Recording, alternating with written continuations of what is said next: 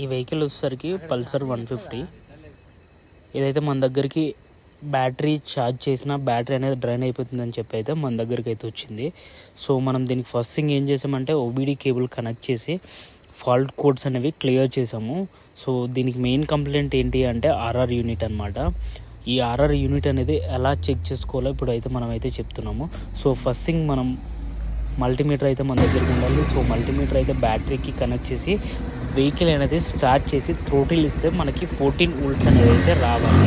So 14 volts అయితే దీనికి రావట్లేదు. సో మనం దీనికి ఏం చేసామంటే రెక్టిఫైర్ అనేది కంప్లీట్గా చేంజ్ చేసామన్నమాట.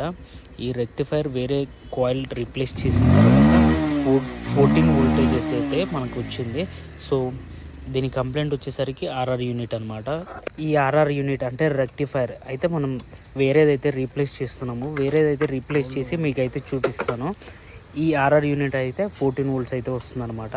సో ఇప్పుడు మనం బండి స్టార్ట్ చేస్తున్నాము. బండి స్టార్ట్ చేసి అయితే మళ్ళీ సేమ్ మల్టీమీటర్ అనేది బ్యాటరీకి కనెక్ట్ చేయాలన్నమాట. బ్యాటరీకి కనెక్ట్ చేసిన తర్వాత మనకి 14 వోల్ట్స్ అయితే వస్తే ఈ రెక్టిఫైర్ అయితే కంటిన్యూస్గా వర్కింగ్ అవుతుంది అని చెప్పేసి అయితే మనకు తెలుస్తుంది. సో దీనివల్ల బ్యాటరీ అనేది డ్రైన్ అయితే అవ్వదు. సో మనం ఈ ఆర్ఆర్ యూనిట్ అయితే చేంజ్ చేసి కస్టమర్కి అయితే ఇచ్చాము. సో కస్టమర్ చాలా హ్యాపీగా ఫీల్ అయ్యారనమాట.